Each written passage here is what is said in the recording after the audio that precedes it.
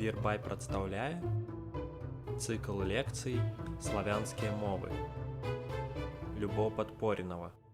Сілезская мова.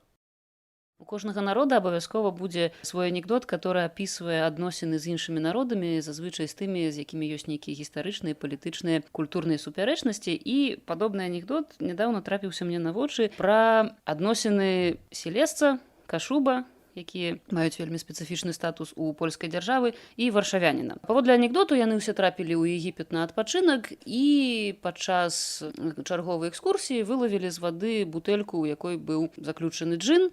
Яны гэтага джына выпускаюць, і рабіць няма чаго. Джын кажа: слухайце, магу выканаць 3 жаданні, але, калі ласка, па адным на кожнага. Кашуб так расчуліўся, што сказаў: вы ведаеце, я так люблю сваю зямлю, няхай зямля кашубаў заўсёды будзе багатая, няхай там будзе шмат зеляніны, шмат рыбы ў рэках, няхай яна заўсёды будзе шчаслівая. Другім быў варшавянін альбо варшавяк. Форма варшавяк будзе ніжаная, стылістычна. Варшавякам прыпісваецца грэблівае стаўленне да тых, хто жыве па-за Варшавай, у прыватнасці да этнічных нацыянальных меншасцяў. Дык вось варшавянін пажадаў сабе высокі бетонны мур вакол горада, каб усялякія калхознікі кшталту тых жа самых кашубаў і сілезцаў да яго не лезлі. Добра, будзе табе высокі бетонны мур, адказаў джын і звярнуўся, як да апошняга, ўжо да сілезца. І запытаўся: а ты чаго б хацеў? Сілезец падумаў, сказаў: раскажы мне, калі ласка, лепей пра гэты бетонны мур вакол Варшавы. Ён кажа: ну, ён вельмі высокі, вельмі шчыльны, мыш не пройдзе. Напоўні, калі ласка, вадой да краёў. Адкуль такое стаўленне сілезца да варшавяніна і адкуль такі кантраст у адносінах да Варшавы, сілезца і кашуба, я сёння хацела б расказаць, тым больш, што літаральна гадзіну таму у інтэрнэце з'явіўся заклік да ўсіх сілезцаў 13 ліпеня выйсці на марш аўтаноміі з-за чарговага прыніжэння, з-за чарговай крыўды, якую нанесла сілезцам Варшава. І пачынаючы вось гэты расповед, нам у першую чаргу трэба разабрацца, што гэта за абшар Сілезія і ці пакрываецца ён з абшарам функцыянавання сілезскай мовы. Сілезская назва гэта Шлюнск, польская Шлёнск, чэшская, напрыклад, Слезко. Адкуль яна паходзіць, існуе як мінімум 3 версіі, у большай ці ў меншай ступені крытыкаваныя. Я пачну хутчэй за ўсё з самай на сённяшні дзень аўтарытэтнай, амаль неаспрэчнай, вельмі лінгвістычнай версіі, што назва гэтага рэгіёну паходзіць ад слова шленг, который значыць вільгаць, слоту, проста таму, што гэтым тэрыторыям, у прыватнасці ніжняй Сілезіі, была ўласцівая вялікая колькасць балотаў, багнаў. Дзве іншыя версіі, яны зазвычай больш рашуча адкідаюцца, але для нас яны вельмі важныя. Першая версія гэта ад назвы ракі Шленза альбо гары Шленжа. Тут ужо разыходзяцца версіі аўтараў гэтай гіпотэзы і, адпаведна, ад утворанага ад гэтых ракі альбо гары назвы племені шленджане, которые жылі на тэрыторыі сённяшняй ніжняй Сілезіі. Ну, адразу я яшчэ пра гэта скажу, але забегаючы наперад скажу, што ніжняя Сілезія, яе гістарычным цэнтрам і нават на сённяшні дзень адміністрацыйным з'яўляецца Уроцлаў. І яшчэ адна не менш спрэчная версія, гэта версія, паводле якой назва Шлюнск паходзіць ад назвы германскага племені сілінгаў, якія былі апісаны яшчэ Пталемеем у 2 стагоддзі нашай эры. Навошта нам патрэбны гэтыя спрэчныя версіі? Справа ў тым, што яны абедзве, і ад назвы ракі Шленза, і ад назвы племені сілінгі, яны ўсе адносяць нас да тэрыторыі сённяшняй ніжняй Сілезіі, і гэта вельмі важна для разумення геаграфіі рэгіёну, а тым больш для разумення таго, як гэтая геаграфія карэлюе ці не карэлюе з абшарам функцыянавання сілезскай мовы. Калі мы сёння паглядзім, што, напэўна, будзе зручней, на сённяшнюю мапу Польшчы, мы часцей за ўсё маем дачынення з мапай адміністрацыйнага падзелу Польшчы, то Сілезія, гэты рэгіён, на сённяшні дзень, так ці інакш, ягоная назва, прыметнік сілезскі альбо шлёнскі, ён прысутнічае ў назве як мінімум 2 польскіх ваяводстваў, якія знаходзяцца на паўднёвым захадзе Польшчы. Калі мы ідём з захаду на ўсход, то ў першую чаргу гэта ніжнесілезскае ваяводства з цэнтрам ва Ўроцлаве, ваяводства Дольно-Шлёнске. На самым усходзе знаходзіцца сілезскае ваяводства, ваяводства Шлёнске, цэнтрам якога з'яўляецца горад Катовіце, і паміж імі знаходзіцца апольскае ваяводства са сталіцай Ополе. Акрамя пералічанага абшару гэтых 3 польскіх ваяводстваў, Сілезія гэта таксама невялікая тэрыторыя на ўсходзе Германіі, а таксама на поўначы Чэхіі. Гэта і ёсць Сілезія ў гістарычным разуменні, да якога вельмі любяць вяртацца ў нейкіх палітычных мэтах прадстаўнікі публічнага польскага і сілезскага таксама жыцця. Сам па сабе гэты рэгіён займае плошчу каля 40 тысячаў квадратных кіламетраў, што супастаўляльна амаль на 100% з тэрыторыі, якую займае Мінская вобласць у Беларусі. Ці можна сказаць, што ўся гэтая тэрыторыя – гэта абшар функцыянавання сілезскай мовы? На жаль, нельга сказаць, што сілезская мова функцыянуе аж на такой дастаткова вялікай тэрыторыі 40 тысяч квадратных кіламетраў. І вось тут якраз такі варта звярнуцца да ніжняй Сілезіі, якую адразу трэба выключыць з гэтага абшару за кошт гістарычных, культурных, лінгвістычных прычын. На сённяшні дзень ніжняя Сілезія – гэта хутчэй геаграфічная і гістарычная назва. Ні культурна, ні этнічна, ні лінгвістычна гэты рэгіён сёння не з'яўляецца сілезскім. Чаму так адбылося? Тэрыторыя ніжняй Сілезіі, па-першае, значна даўжэй і значна больш стабільна пры ўсім тым, што Сілезію перакроівалі паміж некалькімі дзяржавамі, дзяржаўкамі, прадзяржаўкамі вельмі часта, то якраз такі ніжняя Сілезія найбольш стабільна і найдаўжэй была пад нямецкім уплывам. Гэта была Прусія, потым быў другі рэйх, Германская імперія. Яна значна даўжэй была пад гэтым панаваннем і ў эканамічным, і ў палітычным плане. Па-другое, гістарычнае насельніцтва ніжняй Сілезіі значна прасцей ідэнтыфікавала сябе як немцаў, і ўжо у, напрыклад, 17-18 стагоддзі славянскамоўныя абшары, назовём гэта славянскамоўныя вёскі, былі хутчэй выключэннямі, былі хутчэй анклавамі. Калі ў 17-18 стагоддзі такіх вёсак, такіх абшараў, абшарчыкаў было каля 50, то на мяжы 18-19 даследчыкі падаюць розныя лічбы, але заўсёды кажуць пра некалькі, то бок менш за 10 невялікіх арэалаў функцыянавання менавіта славянскай мовы, гаворак, дыялектаў, выразна не нямецкіх. Гэтага было вельмі мала. 20-е стагоддзе, безумоўна, вельмі прычынілася да выключэння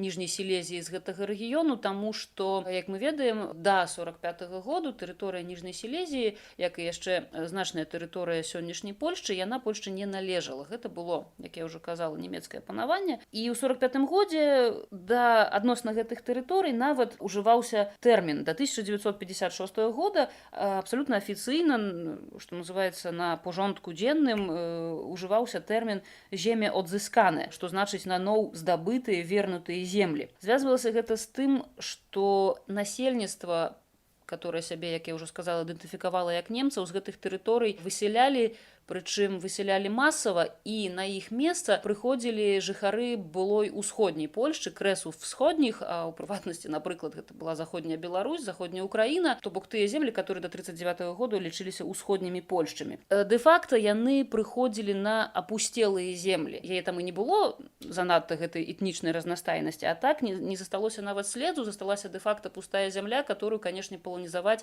было вельмі лёгка. Не кажучы ўжо пра тое, што само па сабе гэтае перасяленне з былых усходніх ускраінаў Польшчы адбывалася ў атмасферы такой ідэалогіі і прапаганда. Як вядома, прапаганда – гэта часцей за ўсё прымітызаваны погляд на нейкую з'яву. Так вось у атмасферы таго, што у перасяленцаў вельмі вітаўся выразна антынямецкі настрой, калі яны туды пераязджалі. З такім перасяленцам вельмі спрыялі, іх падтрымлівалі. Па-другое, функцыянаваў і ў некаторым у пэўным выглядзе нават на сёння ён захаваўся такі міф пра польскасць, пра даўнюю старажытную польскасць гэтых тэрыторый, які фармуляваўся прыкладна так. Ніжняя Сілезія – гэта спрадаўна яшчэ ад пяста польская тэрыторыя, якую проста трэба ачысціць, з яе трэба змыць вось гэты нямецкі налёт. І калі мы сёння паглядзім ужо не на карту, которая адлюстроўвае адміністрацыйны падзел Польшчы, а ўжо паглядзім на карту дыялектаў, якія функцыянуюць у Польшчы, ніжняя Сілезія нават часткова не падпадае пад абшар саміх сілезскіх дыялектаў, якіх таксама шмат. Калі мы паглядзім на гэтую карту, мы пабачым там подпіс «Новыя мяшаныя дыялекты». Таму што, як я ўжо сказала, перасяляліся сюды насельнікі былой заходняй Беларусі, заходняй Украіны, которые, безумоўна, самі былі носьбітамі вельмі розных дыялектных варыянтаў гаворак польскай, польска-украінскай, польска-беларускага варыянту з гэтага дыялектнага кантынуума. Яны перасяляліся, змешваліся паміж сабой, і менавіта таму гэта новыя мяшаныя дыялекты. Калі мы ўжо загаварылі пра ніжнюю Сілезію, лагічна заключыць, што ёсць, канешне, і верхняя Сілезія. І вось гэты падзел на ніжнюю і верхнюю Сілезію, ён нам дазваляе адразу выключыць з абшару функцыянавання сілезскай мовы ніжнюю Сілезію, што адбываецца з верхняй. Верхняя таксама не вельмі аднародная, і калі мы вось набліжаемся да тэрыторый, на якіх усё ж такі функцыянуе сілезская мова, то зноў-такі даводзіцца выключыць так званую Цешынскую Сілезію. Гэта тэрыторыі на памежжы з Чэхіяй, з цэнтрам такім культурным, гістарычным у горадзе Цешын, які вельмі выразна ілюструе пераходнасць гэтай тэрыторыі, таму што калі знаходзішся ў польскім горадзе Цешын, вы проста пераходзіце мост праз раку Ользу, якая утварае натуральную дзяржаўную мяжу паміж Польшчай і Чэхіяй, вы застаецеся ў Цешыне, праўда, у яго чэшскай частцы. А яшчэ вы ўжо пераходзіце ў іншую дзяржаву, вы ўжо знаходзіцеся ў Чэшскай рэспубліцы. Так вось гэты рэгіён быў паддадзены вельмі сур'ёзным чэшскім і пазней ужо аўстрыйскім уплывам, калі гэта была частка аўстрыйскай імперыі. Ёсць яшчэ асобны рэгіён, гэта Апольская Сілезія, вось гэта якраз такі, які знаходзіцца нібыта вось это Опольскае воеводства, яго самая заходняя частка адносіцца да гістарычнай ніжняй Сілезіі, цэнтральная і ўсходняя да гістарычна верхняй Сілезіі, але вось гэты апольскі рэгіён сам па сабе не характарызуецца функцыянаваннем сілезскай мовы, не з'яўляецца абшарам функцыянавання сілезскай мовы проста за кошт выразна лінгвістычных дыялектных адрозненняў. Адзіны абшар, які нам застаўся, гэта так называемая уласна верхняя Сілезія, альбо цэнтральная Сілезія, альбо прамысловая Сілезія, горна-прамысловая акруга, альбо гарадская Сілезія. Пра слушнасць кожнага з гэтых тэрмінаў і вось шматаспектнасць гэтай з'явы я яшчэ абавязкова скажу. Што гэта за абшар? Гэта абшар вуглездабыўнай прамысловасці, адбывалася дакладней, пераважна здабыча каменнага вугалю. І гэта абшар такіх гарадоў, як Катавіцы, Свентахлавіцы, Хожаў, Рудашлёнска, Мыславіцы, Бытом, Забжа, Глівіцы і іншыя. Гэта гарады і блізкія да іх тэрыторыі гарады гэтыя пераважна будаваліся вакол вуглездабыўных шахтаў. І чаму так атрымалася? Чаму мы кажам толькі пра гэты рэгіён, вось гэтую прамысловую гарадскую Сілезію, як абшар функцыянавання сілезскай мовы, і прычым тут у прынцыпе вугаль. Таму што калі мы паглядзім, напрыклад, на такі горад як Рыбнік, ён якраз такі значна бліжэйшы да Цешынскай Сілезіі. Справа ў тым, што носьбіты гаворак, якія пазней далі базу для ўтварэння сілезскай мовы, яны былі рабочымі і шахцёрамі, которые пераязджалі ў гарады. І вось шлюнска-готка, то бок сілезская мова, яна выразна кантраставала ў гарадах як на фоне нямецкай мовы. Нямецкая мова гэта была мова уладальнікаў гэтых прамысловых прадпрыемстваў, гэта была мова вышэйшых чыноўнікаў. І таксама шлюнская готка кантраставала на фоне польскай мовы, носьбітамі якой літаратурнай польскай мовы былі вельмі нешматлікія прадстаўнікі прапольскай, польскай паводле сваёй палітычнай, культурнай арыентацыі інтэлігенцыі. І трапіўшы ў гарады, сілезскія гаворкі апынуліся ў вельмі спецыфічных умовах. З аднаго боку, тут працуе вельмі моцны сацыяльны чыннік. Перайсці ў больш высокі слой грамадства было амаль немагчыма. З другого боку, канцэнтрацыя рабочай сілы шахцёраў і зусім дробных чыноўнікаў была вельмі высокая і дастаткова высокая для таго, каб ад сваёй гаворкі не адмаўляцца і выкарыстоўваць яе ў зносінах. І ў сувязі з гэтым сілезскія гаворкі у гарадах захаваліся значна лепш, чым у вясковай мясцовасці, таму што, як вядома, па ўсім свеце вясковыя гаворкі, яны паступова з большай ці меншай хуткасцю, але знікаюць. У выпадку сілезскай мовы, хаця яна мае дыялектную аснову, такі працэс значна запаволены. Вось можна так сфармуляваць, дзе ж на сённяшні дзень функцыянуе сілезская мова. Гэта, яшчэ раз скажу, гарадская Сілезія, Сілезія вакол вуглездабыўнай прамысловасці. Там вельмі распаўсюджаныя агламерацыі, і калі ў прынцыпе нават паглядзець на тое, як выглядае вось такі прамысловы сілезскі горад, ён збудаваны і функцыянуе абсалютна іначай, чым звыклы для нас еўрапейскі старажытны горад. Калі ў старажытным еўрапейскім горадзе выразна ёсць цэнтр з рынкавай плошчай, а потым ідуць прадмесці, то, напрыклад, цэнтр Сілезіі Катавіцы, ён раскіданы, жылыя раёны знаходзяцца на дастаткова вялікай адлегласці адно ад таго, і рынак у Катавіцах ёсць чыста намінальна. Ён ніколі такой рынкавай плошчы, такую функцыю ніколі не выконвала. Яна проста ёсць, таму што ёсць у іншых польскіх гарадах. А так усе гэтыя жылыя раёны, яны канцэнтруюцца вакол канкрэтных шахтаў. Гэта былі проста раёны для працаўнікоў. Завяршаючы гэтую думку пра падзел Сілезіі, на сённяшні дзень, калі нават запытацца ў паляка з-паза рэгіёну Сілезіі альбо ў самога сілезца, што з'яўляецца цэнтрам сілезскага рэгіёну, ён адкажа Катавіцы. Калі пра гэта запытацца замежніка, который ў першую чаргу паглядзіць на адміністрацыйную карту Польшчы, который прачытае артыкул у Вікіпедыі, ён скажа Уроцлаў. Таму што гістарычна гэта было насамрэч так, і плюс яшчэ да сённяшняга дня Уроцлаў ўсё ж такі больш вялікі горад, больш буйны, чым Катавіцы. Уроцлаў канцэнтруе ў сабе значна больш функцый, а Катавіцы выразна прамысловыя, такі вось профільныя. Калі мы вызначыліся з абшарам функцыянавання сілезскай мовы, то тут варта пераходзіць да таго, як жа ж яна функцыянуе. Я ўжо трошкі пачынала пра гэта казаць, што тут вельмі моцны сацыяльны чыннік. Які статус на сённяшні дзень мае сілезская мова? Я павінна падкрэсліць, што тэрміну сілезская мова ўжываю я і ўжываю яго так, як я чалавек вельмі з-паза гэтага рэгіёну, і ўжываю хутчэй з павагі для сваіх калег, которые вельмі дбайна ставяцца да шлюнскай годкі, ўжываю яго згодна з воляй якраз такі прадстаўнікоў сілезскай. І вось тут таксама пытанне сілезцаў, сілезскай меншасці, сілезскага народу, таму што тэндэнцыя тут вельмі цікавая. Безумоўна, носьбітамі гэтай ідэі самастойнасці сілезскай мовы з'яўляюцца самі сілезцы вельмі аўтаномна настроеныя. І калі мы паглядзім на вынікі перапісу насельніцтва 2011 года, то сілезцамі сябе назвалі ажно 847 тысяч чалавек, з якіх 376 тысяч чалавек заявілі, што іх нацыянальнасць гэта толькі сілезская.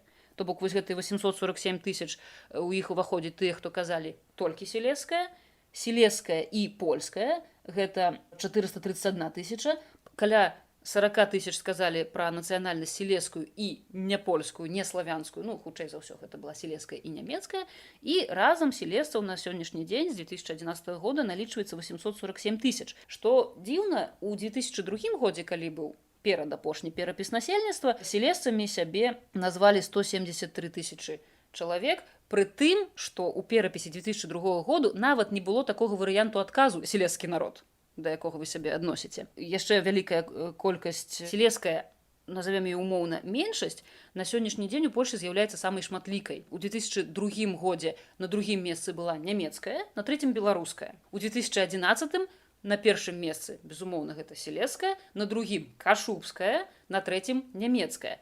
Тут выразна відаць тэндэнцыю, якая ўласцівая ўсёй Еўропе, гэта павышаная ўвага і больш актыўнае канстатаванне прыналежнасці сябе не да нейкага вялікага над этнасу, так, нейкай нацыі, а менавіта да лакальных рэгіянальных меншасцяў, рэгіянальных вось такіх этнічных і нацыянальных утварэнняў. Наступны перапіс насельніцтва Польшчы адбудзецца ў 2021 годзе. Вельмі цікава будзе паглядзець, ці гэтая тэндэнцыя захаваецца, ці нешта зменіцца. І вось калі мы бачым, што вельмі актыўна сталі канстатаваць прадстаўнікі гэтых абшараў сваю нацыянальнасць як сілезскую, то са статусам мовы сітуацыя выглядае значна больш складана, хаця актыўнасць па тым, каб дамагчыся права называцца рэгіянальнай мовай, яна не спадае ўжо вельмі і вельмі даўно. Спрэчкі вакол статусу сілезскай мовы ў Польшчы, яны выглядаюць як пераважна барацьба двух, у першую чаргу, палітычных і эканамічных лагераў. Такога няма у адносінах недаводнай этнічнай ці нацыянальнай меншасці ў Польшчы. Самыя вострыя спрэчкі вядуцца менавіта пра Сілезію. І так як вельмі моцнае абгрунтаванне яны маюць менавіта палітычнае, то, канешне, да выключна выразна лінгвістычнага падыходу тут часцей за ўсё справа не даходзіць. На сённяшні дзень дэ-факта спрэчка канцэнтруюцца, прычым упарта канцэнтруюцца, вельмі часта ігнаруючы версіі меркаванні прафесійных лінгвістаў, яна канцэнтруецца вакол двух пунктаў. Сілезская гэта мова ці гэта дыялект. Безумоўна, называць сілезскую мову дыялектам схільныя больш у першую чаргу прадстаўнікі афіцыйнай Варшавы, таму што вось зноў-такі вяртаючы да таго анекдоту, паміж цэнтральнай уладай у Варшаве і Сілезіяй спрэчкі вельмі гарачыя вядуцца вельмі і вельмі здаўна. З другого боку, то бок Варшава не хоча прызнаваць Сілезію самастойнай, таму што тады давядзецца выдзяляць фінансаванне на адукацыю, выдзяляць фінансаванне на СМІ, на мясцовае самакіраванне, і страшны сон варшаўскага цэнтральнага чыноўніка гэта сілезская аўтаномія. З другого боку, прыхільнікі адасобленасці Сілезіі ад іншай Польшчы аўтаматычна і рэфлектыўна хапаюцца за тэрмін мова проста таму, што у іх няма іншага выбару, яны хочуць вось гэтым самым акрэсленнем мова уратаваць ад назвы дыялект, які чакае вельмі сумны лёс. Паступовае згасанне, адсутнасць адукацыі, адсутнасць нарматывізацыі, стандартызацыі, абсалютна ніякія неспрыяльныя умовы і, безумоўна, калі не назваць сілезскую мову мовай, то страчваецца адзін з самых галоўных аргументаў прыхільнікаў аўтаноміі Сілезіі – гэта існаванне, функцыянаванне асобнай мовы. Спрэчкі гэтыя абвастраюцца на фоне вострай барацьбы за аўтаномію Сілезію, якая мае вельмі доўгую гісторыю, і на фоне так званай сілезскай крыўды. Гэта адзін са стэрэатыпаў пра сілезцаў, таму што Сілезія, незалежна ад таго, у складзе якой дзяржавы яна знаходзілася, ці гэта была Прусія, ці гэта была Германская імперыя, ці гэта быў Трэці рэйх, ці гэта была Польшча, Сілезія ніколі не была раўнапраўнай часткай гэтай дзяржавы, але прэцэдэнсы, як кажуць, аўтаноміі у сілезцаў, канешне, былі. У прыватнасці 15 ліпеня 1920 года быў прыняты так званы арганічны статут сілезскага ваяводства, які надаваў Сілезіі, якая на той момант сілезскае ваяводства ў тагачаснай Польшчы займала тэрыторыю трошкі меншую за 5000 квадратных кіламетраў. Это 2 сярэднестатыстычныя беларускія раёны. Аўтаномію, яна дэ-факта пачала ажыццяўляцца з 22 года, насамрэч гэтаму рэгіёну цэнтральная ўлада ў Польшчы надала дзеля таго, каб трошкі згасіць пранямецкія сімпаты насельнікаў гэтага рэгіёну, і аўтаномія Сілезіі існавала і функцыянавала дэ-факта да 8 кастрычніка 1939 года, калі яе проста афіцыйным указам адмяніў Гітлер, калі ўжо тыя тэрыторыі былі ўключаныя афіцыйна ў склад Трэцяга рэйху, у іх быў статус проста адной з правінцый Трэцяга рэйху. І зусім ужо так дэ-юрэ гэты статус скасавалі 6 траўня 1945 года, калі гэтая тэрыторыя была ўжо далучаная наноў да Польшчы. Варта яшчэ таксама дадаць, што адной з вельмі выразных праяў гэтай барацьбы за аўтаномію сілезцаў была падача заяўкі ў 1998 годзе, то бок ужо пасля змены на дэмакратычны строй у Польшчы. Дык вось, гэта была пададзеная заяўка на ўтварэнне саюзу насельніцтва сілезскай нацыянальнасці, як это тады назвалася. Яны функцыянуюць да сённяшняга дня, хаця афіцыйна вось гэтая заяўка руху аўтаноміі Сілезіі не была прынятая ні на водным узроўні з польскай судовай улады, у сувязі з чым прадстаўнікі руху аўтаноміі Сілезіі звярнуліся у Еўрапейскі суд па правах чалавека ў Страсбургу, але, на жаль, нягледзячы на тое, што сілезцы скардзіліся, што такім чынам абмяжоўваецца іх свабода на ўтварэнне аб'яднанняў, тым не менш, Еўрапейскі суд па правах чалавека, магчыма, з меркаванняў таго, што у першую чаргу гэтая праблема павінна быць вырашана ў Польшчы, гэтую скаргу, гэтую заяву таксама адхіліў. Чаму спрэчкі вакол аўтаноміі Сілезіі і што за гэтым стаіць, таксама і спрэчкі пра статус сілезскай мовы настолькі вострыя і не сціхаюць вельмі і вельмі даўно. Па-першае, безумоўна, сам па сабе рэгіён вуглездабыўнай прамысловасці і прамысловасці вугляапрацоўчай, нейкая, якая спадарожнічае здабычы каменнага вугалю, з'яўляецца стратэгічна важным для любой дзяржавы. У прыватнасці, калі нават гэтая маленькая тэрыторыя, як я ўжо сказала, менш за 5000 квадратных кіламетраў, была далучаная у 19 годзе паводле версальскай моўнай дамовы да Польшчы, гэта ўжо дазволіла тагачаснай новаўтворанай Польшчы, дало шанс перайсці са статусу аграрнай дзяржавы у дзяржаву аграрна-прамысловую. Тэрыторыя Сілезіі, которая сёння вось называецца гэтай гарадской прамысловай Сілезіяй, часткова таксама адышла у Польшчу паводле вынікаў плебісцыту, праведзенага ў сакавіку 21 году, калі прыняў удзел 1 190 637 чалавек. Насельніцтва гэтага рэгіёну запыталіся, ці яны хацелі б належаць юрыдычна, адміністрацыйна, заканадаўча да Германіі ці да Польшчы. Вынікі гэтага плебісцыту, калі браць на агул, гэты рэгіён не былі карыснымі для Польшчы, таму што за польскую опцыю выказалася 40% насельніцтва, за нямецкую 59,4%. Хаця некаторыя тэрыторыі ўсё ж такі там, дзе была большасць за далучэнне да Польшчы, у склад Польшчы ўсё ж такі увайшлі. Тут, канешне, выбар звязаны не толькі з этнічным атаясамленнем сябе з немцамі, але і таксама з вельмі простымі прычынамі. 21 год гэта вельмі цяжкое становішча для польскай дзяржавы, якой на той момант было менш за 3 гады. Плебісцыт праводзіцца 20 сакавіка 21 года. На наступны дзень будзе падпісаная рыжская мірная дамова, але тым не менш Польшча вось толькі заканчвае вайну з савецкай Расіяй. Безумоўна, эканамічна падтрымліваць рэгіён амаль не было магчымасці, хаця і ў 1919, і ў 1920, і ў 1921 адбываюцца 3 сілезскія паўстанні. Паўстанні былі якраз такі супраць таго, каб гэтая тэрыторыя належала Германіі. Гэта былі такі прапольскія паўстанні. Як і плебісцыт, так і паўстанні адбываліся ў вельмі спецыфічнай атмасферы. Вельмі часта гісторыкі пішуць, што гэта быў ледзь не асабісты тэрор, шантаж, хабар, запалохванне патэнцыяльных выбаршчыкаў тым, што іх рашэнне можа быць няслушным, ім пагражалі звальненнем з працы, ім пагражалі фізічна. Даходзіла нават да таго, што пад самімі выбарчымі пляцоўкамі стаялі цэлыя групы вельмі маладых, гарачых, моцных маладых людзей, которые матывавалі галасаваць тым ці іншым чынам. Калі Сілезія як вуглездабыўны рэгіён трапляе ў склад Польшчы, абвастраецца яшчэ адзін сілезскі стэрэатып і нават аўтастэрэатып. Гэта аўтастэрэатып дойнай каровы. Сілезія да сённяшняга дня ў той ці іншай ступені сілезцы абвінавачваюць усю Польшчу, у прыватнасці зноў-такі, так, цэнтральную Варшаву, у тым, што гэта быў рэгіён, который карміў усю краіну. Безумоўна, эканамічная патрэбнасць гэтага рэгіёну, стратэгічнае яго значэнне, яно, безумоўна, было вялікім. І вось на кантрасце ці яшчэ больш прыкрым, трагічным, можна нават сказаць, кантрасце з вось гэтым стэрэатыпам дойнай каровы, вельмі багатага рэгіёну, з якога ўсё высмоктваецца, існуе яшчэ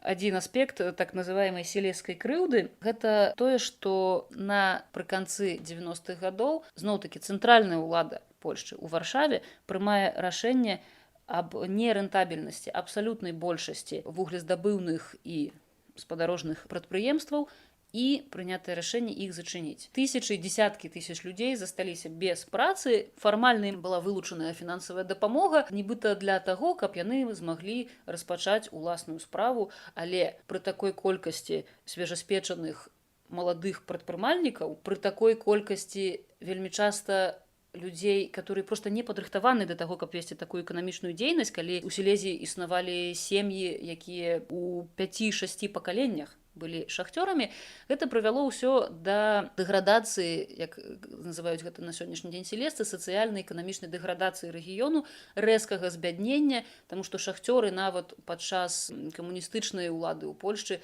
гэта была адна з самых заможных груп насельніцтва, прынамсі яна мела неверагодныя на той момант ільготы, неверагодныя на той момант, скажем так, хады і магчымасці. Гэта, конечно, таксама адлюстроўвалася ў заробках. Такім чынам, вось на змену экалагічнай дэградацыі, калі рэгіён выкачвалі, калі рэгіён эксплуатавалі, не гледзячы на тое, як гэта адлюстроўваецца на здароўі, таму што вуглездабыўчая прамысловасць вельмі дрэнна ўплывае на стан здароўя, у прыватнасці на лёгкі, на сардычную сістэму чалавека, то на змену вось гэтай экалагічнай дэградацыі прыйшла дэградацыя сацыяльна-эканамічная. Яшчэ адзін момант, наконт якога дагэтуль вядуцца вельмі сур'ёзныя спрэчкі, гэта, канешне, пытанне фолклісту. Фолкліст – гэта уведзенае па загадзе Гімлера на акупаваных тэрыторыях 4 сакавіка 1941 года прымусовае праходжанне такога анкетавання насельніцтвам акупаваных тэрыторый, каб праверыць іх на прыналежнасць да нямецкага народу. Там было 4 класы насельніцтва паводле паходжання. Зазвычай першы клас гэта быў самы высокі, гэта людзі, которые змаглі ледзь не сваё чыстае арыйскае паходжанне даказаць, другі ўжо больш-менш змяшаны, трэці, самы апошні з класаў, который падлягаў падлягаў службе ў вермахце, і чацвёрты гэта зусім непрыдатныя для нямецкай дзяржавы, для у тым ліку службы ў войску, не кажучы ўжо пра нейкія цывільныя грамадзянскія установы. Дык вось селезцы, которые праходзяць вось гэтае, мякка кажучы, анкетаванне, 70% насельніцтва гэтай тэрыторыі трапляе ў 3 клас, адпаведна падпадае пад абавязак службы ў вермахце. А ў прынцыпе з усяго насельніцтва Сілезіі вось гэтыя 70% гэта 3 клас і яшчэ каля 20% гэта 1 і 2 клас. То бок гэта людзі, которые залічаліся бясспрэчна ці амаль бясспрэчна да нямецкага народу. Прычым адбывалася гэта ў атмасферы страшнага тэрору, вельмі часта групавога тэрору, і беручы гэта пад увагу, нават польскі іміграцыйны ўрад у Лондоне заклікаў да таго, каб не ацэньваць вось гэтыя дэкларацыі сябе як немца адносна селезцаў адназначна, што, праўда, абсалютна не адпавядала поглядам прадстаўнікоў камуністычнай партыі і потым камуністычнай улады у Польшчы, таму што дагэтуль у той ці іншай ступені захаваўся стэрэатып пра селезца як пра фольксдойча альбо проста як пра здрадніка. Пра гэта, дарэчы, сведчаць дадзеныя апытанняў, которые праводзяцца ўжо зараз. І паводле гэтага апытання вельмі часта трапляюцца такія аповеды, вось як, напрыклад, адна з жыхарак сілезскага рэгіёну расказвала пра сваю бабулю, которая ў 1945 годзе страціла ўсё. Яна страціла кватэру, яна страціла сваю маёмасць, яна нават страціла мужа, што насамрэч значыць, што муж быў расстраляны менавіта таму, што яны ў свой час былі ўпісаны ў гэты фолк-ліст і ўратавалі жыццё бабулі вось гэтай жыхаркі Сілезіі толькі яе сяброўкі, у которых былі польскія прозвішчы. Яны за яе паручыліся і такім чынам атрымалася захаваць жыццё. Канешне, гаворка ўжо пра маёмасць, пра нейкія правы не ішла, і да канца свайго жыццёвага шляху, хутчэй за ўсё, гэты чалавек ацэньваўся афіцыйнымі ўладамі менавіта як здраднік, як чалавек, который не варты даверу камуністычнай улады у Польшчы. Пасля 1945 года, як я ўжо сказала, акрамя вось гэтага стэрэатыпу фольк-ліста, на тэрыторыю Сілезіі пачынаюць масава прыязджаць жыхары з іншых тэрыторый Польшчы. Гэта ўжо не былі толькі былыя крэсы ўсходніх, гэта не была толькі заходняя Беларусь і Украіна, гэта былі вельмі розныя рэгіёны. Пасля 45 года сілезцы чарговы раз апынаюцца ў прыніжаным становішчы. Па-першае, як я ўжо казала, 6 траўня 45 года фармальна адмяняецца аўтаномія гэтага рэгіёну. Па-другое, вось гэтыя перасяленцы, людзі, па сутнасці, которые нічым, ніяк, ні культурна, ні этнічна, ні палітычна, ні юрыдычна ніяк не былі звязаны з Сілезіяй, а апынаюцца ў лепшым становішчы, чым аўтахтоны. Па-першае, яны сюды пераязджаюць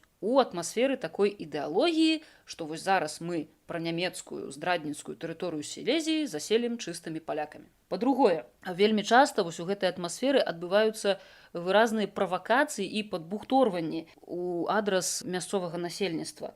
Не кажучы ўжо пра тое, што перасяленцы вельмі часта апыналіся ў рэзка лепшых эканамічных умовах, чым аўтахтоннае насельніцтва.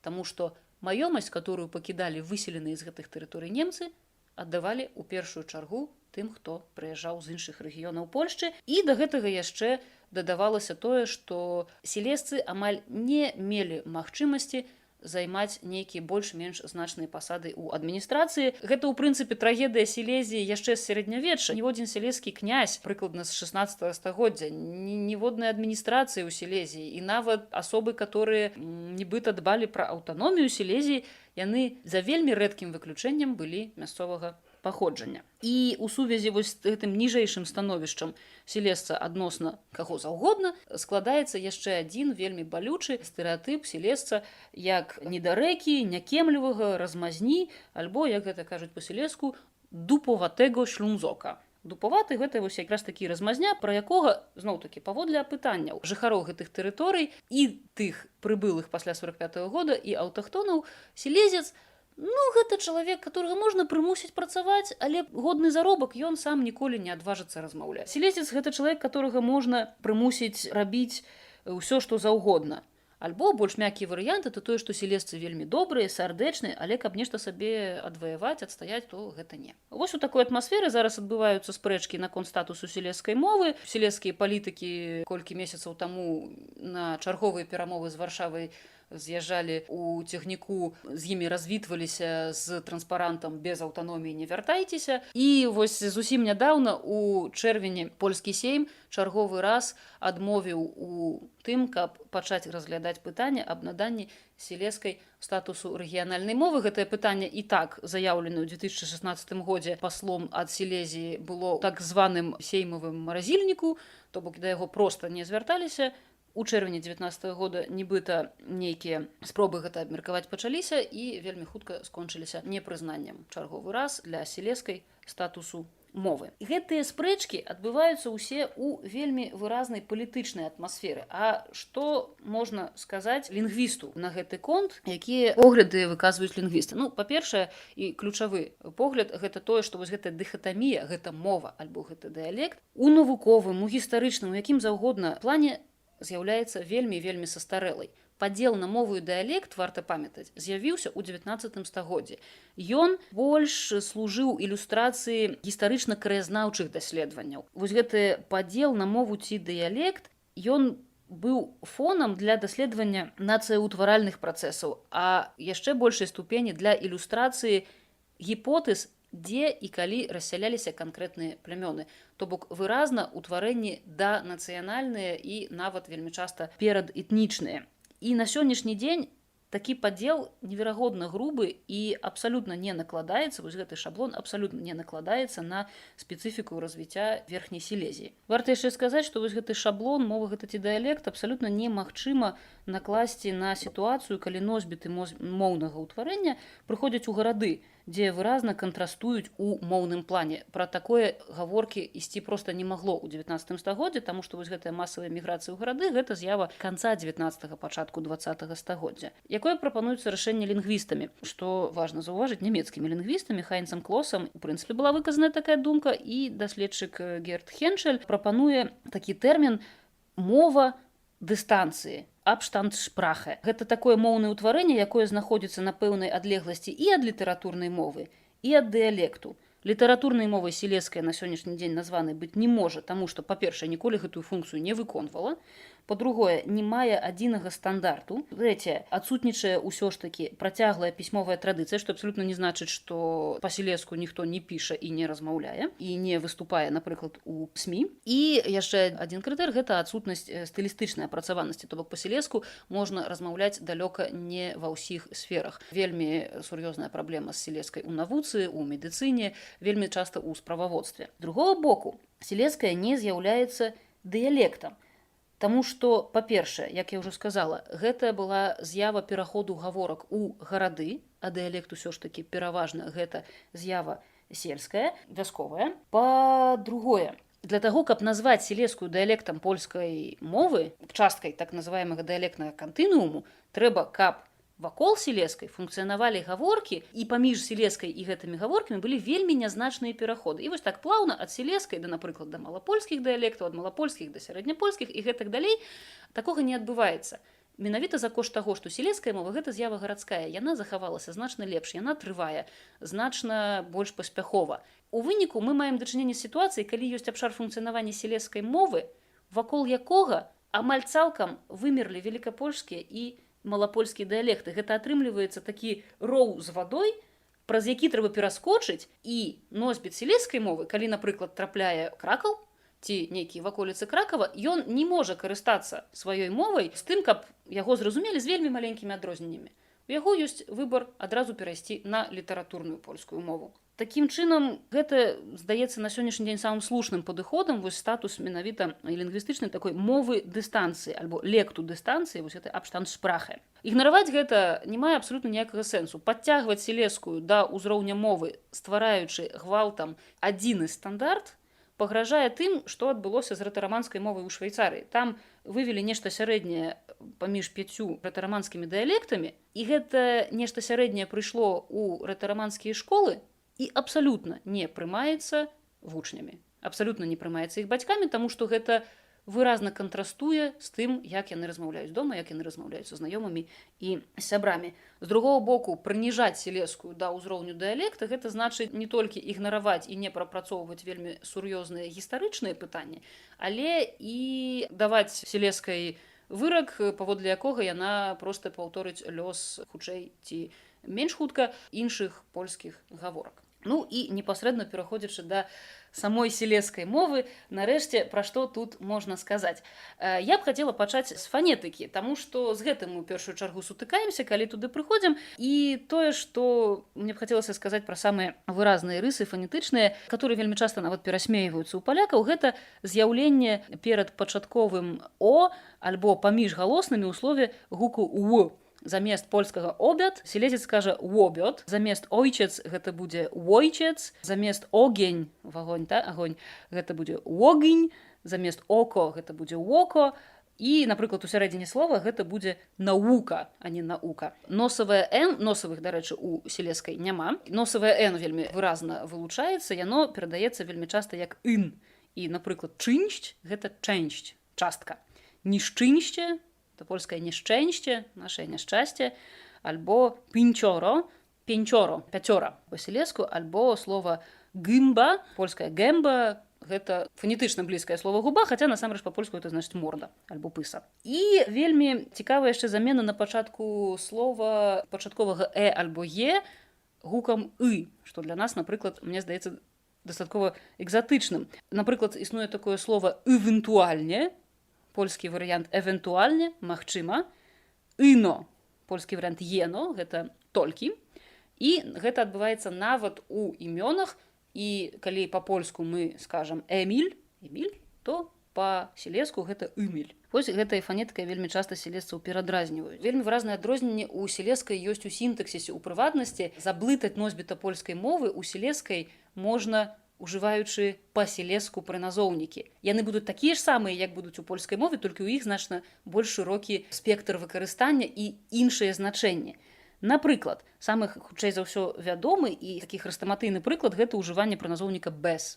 Па-польску «без» гэта без чагосьці, так? Какое-нибудь там «без віны», без віны, то у сілескай «без» мае значэнне такога пранікнення, напрыклад, ехаць без Катовіцы – гэта ехаць праз Катовіцы. Альбо пошлі далей без пустыню – это не пайшлі далей без пустыні, а яны пайшлі далей праз пустыню.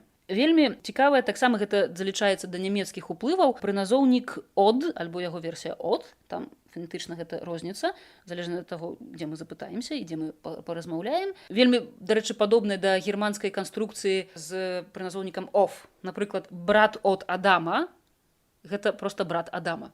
Альбо кава од тый пані, гэта кава той пані, гэта кава гэтай жанчыны, гэтай спадарыні. Мама од Юрка, гэта проста мама Юрка, мама Юрыка, ягоная мама. Альбо вось яшчэ такая канструкцыя, якая мне сустрэлася ў тэкстах, од мамы брата сын. Гэта сын брата мамы. І вось гэта, безумоўна, канешне, можа заблытаць, нават калі мы дамо сабе рады з сілескай фанетыкай. Вельмі выразная і таксама, на жаль, гэта з'яўляецца не толькі выразнай рысай сілескай мовы, але і адным з пунктаў, паводле якіх сілескую абсмейваюць, гэта сілескае словаўтварэнне. Я думаю, што самае выразнае гэта, канешне, суфікс «ок». У вялікай колькасці сілескіх словаў і, прынамсі, прадстаўнік гэтай этнічнай меншасці гэта шлёнзок. На кантрасце з тым, каго па-польску называюць кройцок, гэта якраз такі тыя самыя перасяленцы пасля 45-го году, так, которые перасяліліся з краю. Кройцок. Так можна таксама называць чалавека паводле яго нацыянальнай прыналежнасці, напрыклад, італок. Гэта італьянец, але гэта таксама і цудоўны спосаб называць чалавека паводле занятку, які ён выконвае, у прыватнасці слова «воёк» – гэта жаўнер, салдат, які ваюе. Альбо так можна называць чалавека паводле яго нейкіх рыс характару альбо інтэлектуальных здольнасцяў. Ну, так як сілесцы, як пра іх кажуць, людзі простыя, сардэчныя і вельмі шчырыя, ёсць слова «гупеёк» – дурань, альбо па-польску «гупек», «гупеёк», «чмок» ад слова «тьма», «цёмны», так, гэта «темнота», польская «чемното», то бок чалавек маладукаваны, з не вельмі высокімі інтэлектуальнымі здольнасцямі. І гэты «ок» таксама ўжываецца для назваў прадметаў ці нейкіх будынкаў. Напрыклад, «мобільнёк» – гэта мабільны тэлефон, гэта слова, которое з'явілася, як мы разумеем, вельмі нядаўна, але прыжылося амаль адразу. Гэта слова «фамілёк». Так называются великие шматкватэрныя дамы, которые масава будаваліся нямецкімі прамыслоўцамі для працаўнікоў шахтаў. На сённяшні дзень гэта адзін з самых пазнавальных знакаў гэтага рэгіёну. Вось гэта вялікія комплексы жылыя, гэта ледзь не першыя шматпавярховыя дамы ў гэтым рэгіёне і ледзь не першыя ў Польшчы дамы, у которых куды была праведзеная газа і дзе была свая ўласная каналізацыя. То бок гэта такі адзін з знакаў сілезскай цывілізаванасці, якая распачалася яшчэ ў 20 стагоддзі, нягледзячы на тое, што рэгіён у прынцыпе занядбаны. І яшчэ адна цікавостка пра сілезскае словаўтварэнне. Калі мы ў інтэрнэце, а сілезская мова ў інтэрнэце выкарыстоўваецца вельмі актыўна, калі мы бачым жартаўлівы напіс, што ўсіх людзей на свеце можна падзяліць на любяць яны катоў ці сабак, любяць яны фанту ці колу, карыстаюцца яны Apple ці Android, то вось якраз такі сілезцы сябе падзяляюць на тых, хто любіць шклокі і на тых, хто любіць копальнёкі. А гэта, насамрэч, назвы аднаго з самых вядомых турыстычных рэгіянальных брэндаў Сілезіі. Гэта назвы цукерак, гэта назвы ледзяшоў. Толькі шклокі, яны будуць напаўпразрыстыя і маюць смак, напрыклад, вінаграду, яблыка, а копальнёкі, яны чорныя, нагадваюць слова капальня, так? Копальня, шахта. Яны нагадваюць кавалкі вугалю, і яны маюць вельмі спецыфічны смак анісавы. І кожны сілезец павінен вырашыць, ён шклок ці ён копальнёк. Ну і самае-самае, напэўна, вядомае, самае смачнае, самае, можа, нагляднае, гэта, канешне, сілезская лексіка. Распаўсюджаны стэрэатып, што сілезская лексіка – гэта адны германізмы. Ну, варта, канешне, аддаць належнае, германізмаў у сілезскай вельмі шмат, і яны значна менш паланізаваныя, чым, напрыклад, у кашубскай мове, дзе, як налічваецца, не больш за 5% насамрэч германізмаў. У сілезскай, канешне, гэты працэнт вельмі вялікі, хаця дакладных лічбаў, на жаль, на сённяшні дзень няма. Я думаю, варта звярнуцца да нейкіх важных паняццяў у жыцці кожнага грамадства. Гэта, напрыклад, сям'я. Ома – гэта сілезская бабуля, хаця ёсць варыянт старка. Опа – гэта дзядуля, хаця ёсць варыянт стажік, старык. Мутра – гэта мама, хаця ёсць і мама, і мамуля. Фатер, зразумела, гэта тата, але, як я ўжо казала, ёсць цудоўнае слова войчац. Швігарфатер – гэта цесць, швігармутр – гэта цешча. Калі мы кажам пра спецыфіку, напрыклад, функцыянавання гэтага рэгіёну, то самым выразным германізмам, канешне, будзе слова груба, ад нямецкага грубе, гэта шахта, і, адпаведна, грубёж, гэта будзе шахцёр. Нямецкія словы, напрыклад, калі мы прыходзім на сілезскі вакзал, то мы там маем дачыненне з цугмашынай, гэта лакаматыў, хаця яго можна назваць яшчэ і дамфмашына. Ну, дамфмашына гэта будзе паравоз, хутчэй. Цугмашына гэта сучасны лакаматыў, котораму не абавязкова мець вугаль для таго, каб рухацца. Чыгуначныя шляхі гэта па-сілезску глайзы, расклад гэта фарплан, цягнік цуг, ну, як я ўжо казала, цугмашына гэта лакаматыў. Руксак – гэта заплечнік, гэта вядомы германізм у нашай мове таксама ёсць. І сам па сабе вакзал – гэта банхоф. Але на фоне вось гэтых выразных германізмаў яшчэ, канешне, існуюць выключна сілезскія словы, якія вельмі шырока выкарыстоўваюцца як у штодзённай гаворцы, так і, напрыклад, у сілезскіх дызайнераў, которые робяць неверагодна добрыя, якасныя і вельмі высокія з пункту погляду дызайну, напрыклад, цішоткі і іншую вопратку.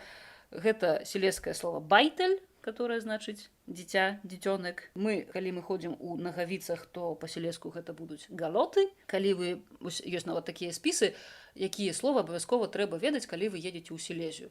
Так вось, калі вы хочаце запытацца, як вам кудысьці прайсці, куды, у які бок рухацца, то лічыцца, што сілезец лепш зразумее, калі вы замест польскага «где» запытаецеся «кай» куды. Ровар па-сілезску называецца коło. Само па сабе слова не з'яўляецца выключна сілезскім, але на назву ровара коło бывае толькі ў сілезскай мове. І вельмі выразнае сілезскае словаўтварэнне, як я казала, такое вельмі шчодрае, вельмі шчырае, вельмі часам не вельмі карэктнае. Гэта слова псінцо, ад слова пес, так? Нешта сабачае. Насамрэч, сілезскае псінцо – гэта нешта неважнае, нявартае увагі. І я вось ужо казала, што гэтыя словы выкарыстоўваюцца, напрыклад, у дызайне. Ёсць цэлая серыя паштовак, у якіх галоўнай гераіняй будзе такая шлюмска мутер. Гэта такая стэрэатыпная сілезская гаспадыня. Таму што ўся гаспадарка, усе фінансы, усе дамашнія і не толькі дамашнія справы заўсёды традыцыйна ў Сілезіі былі менавіта на плячах жанчыны, таму што мужчына вельмі часта па некалькі дзён, а часам і тыдняў знаходзіўся ў шахце пад зямлёй. Адпаведна, гэта выпрацавала ў сілезскіх жанчын вельмі цвёрды характар, панаванне ў доме, панаванне ва ўсіх справах і апошняе слова заўсёды, канешне, за сілезскай мамай. І вось гэта вельмі выразна абыгрываецца на цэлай серыі сілезскіх паштовак. Сілезскія сувеніры ў выглядзе кавалку вугаля, мыло ў выглядзе кавалку вугаля, чорнае, непразрыстае, аздобы, ювелірныя вырабы, гэта ўсё, як і сама сілезская мова, з'яўляецца на сённяшні дзень адным з брэндаў рэгіёну, але таксама вельмі вітаецца і прадстаўнікамі гэтага рэгіёну. Таму напрыканцы, я думаю, варта сказаць, што, канешне, у сувязі з вельмі вялікай вастрынёй менавіта палітычнай і эканамічнай сілезскага пытання, я думаю, не варта чакаць хуткага вырашэння гэтай праблемы і надання статусу рэгіянальнай мовы сілезскай мове і прызнання сілезцаў этнічнай меншасцю, хаця на сённяшні дзень у сілезцаў ёсць усё для таго, каб атрымаць гэты статус. Яны знаходзяцца ў адным кроку ад таго, каб пачаць лічыцца этнічнай меншасцю і каб іх мова пачала лічыцца рэгіянальнай мовай. На сённяшні дзень існуе вялікая колькасць перакладаў і сусветнай літаратуры на сілезскую мову. Так, напрыклад, на сілезскую мову быў перакладзены «Маленькі прынц», на сілезскую мову існуюць пераклады Данте, Шекспіра, Дыкенса. На сілезскую мову перакладаюць, безумоўна, і польскую класіку, у прыватнасці Адама Міцкевіча. А на сілезскай мове ствараюцца шматлікія блогі і інфармацыйныя парталы. На сённяшні дзень вельмі вялікай папулярнасцю сярод сілезцаў карыстаюцца конкурсы на самае прыгожае сілезскае слова. Вось адзін з іх быў некалькі год таму арганізаваны газетай «Выборчай». На тэрыторыі Сілезіі людзі дасылалі свае лісты ў рэдакцыю з тым, якое слова найбольш ім здаецца сілезскім, найбольш асацыюецца з дзяцінствам, праведзеным у Сілезіі.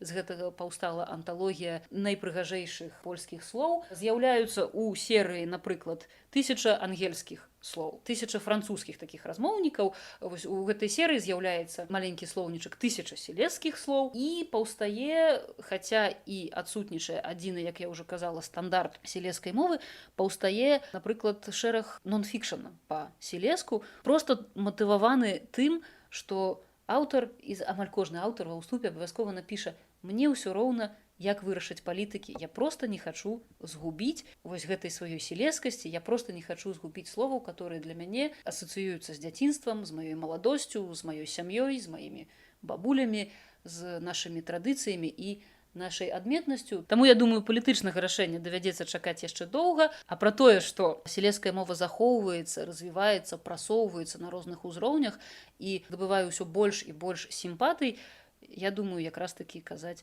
выпадае, што, безумоўна, дае надзею, што вось гэты апошні крок прызнання сілезскай мовы, рэгіянальнай мовы ў Польшчы, так ці інакш раней ці пазней адбудзецца. Для гэтага, яшчэ раз паўтаруся, у сілезцаў усё ёсць.